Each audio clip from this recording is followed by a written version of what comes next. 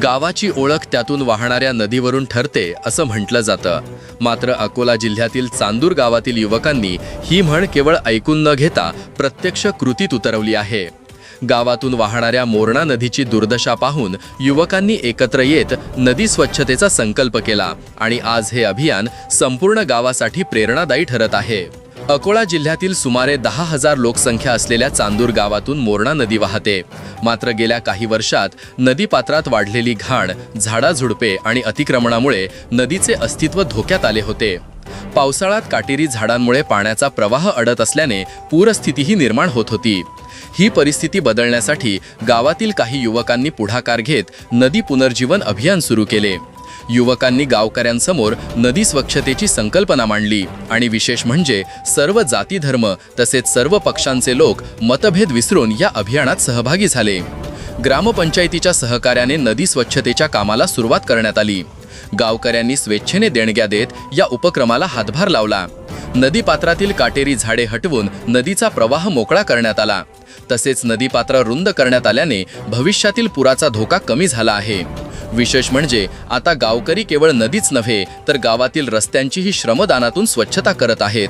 जवळपास 2 किलोमीटर लांबीच्या मोरणा नदीला नवसंजीवनी देण्यासाठी सुरू असलेले हे अभियान पर्यावरण संवर्धनासोबतच सामाजिक एकतेचेही उत्तम उदाहरण ठरत आहे।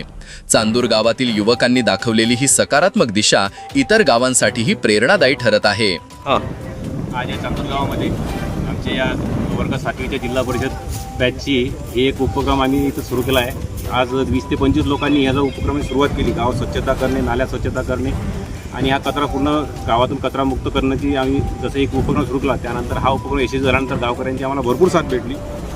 या साथीच्या भरोश्यावर किंवा यांनी जे सहकार्य केलं याची एक म्हणजे शक्ती म्हणून आम्हाला एक पूर्ण हा नदी स्वच्छता करण्याचा उपक्रम हाती घेण्याचं एक मोठी तयारी आम्ही इथं सुरू केलेली आहे। तर या तयारीसाठी आम्ही प्रथम गावात जी मीटिंग घेतली, त्या गावातून सर्व राजकीय पक्षाचे जे नेते आहेत किंवा जे काही प्रतिनिधी आहेत, प्रतिष्ठित नागरिक आहेत, यांनी आम्हाला सहकार्य करण्याचं पूर्ण वचन केलं। जे काही याला लागेल तुम्हाला सहकार्य, डिझेल असो, पैसे असो, मजुरी असो, माणसं असो, ट्रॅक्टर अवेलेबल, जे काही तुम्हाला लागेल ते आम्हाला सांगा, आम्ही सर्वतोपरी मदत करू। त्याच्या भरोश्यावर आम्ही हे आज नदी पात्र साफ करण्याचं हे काम हाती घेतलेलं आहे। या नदी पात्राचं असं होतं की या नदी पात्रामध्ये 1 ते 1.5 किलोमीटरचा हा जो परिसर आहे गावाला लागून, या परिसरात खूप मोठ्या प्रमाणात बंगाली बाबळ्या झाल्या होत्या। पावसाळ्यात या बंगाली बाबळ्याला सगळं आजूबाजूचा कचरा अटकून याची पाण्याची पातळी ही वाढून गावामध्ये पाणी घुसत होतं, बरंचसं शेतीचं नुकसान होत होतं। या कारणामुळे हे उपक्रम हाती घेण्याचं हे आम्ही निर्णय घेतला। या उपक्रमाला आता सर्व गावाची एक साथ मिळाली आणि असाच उपक्रम सर्वांनी यापुढे जे आमचा जो परिसर आहे 1.5 किलोमीटरचा, हा घाल्यानंतर इथं आजूबाजूला जे गावांनी जर हाती घेतला तर खरोखरच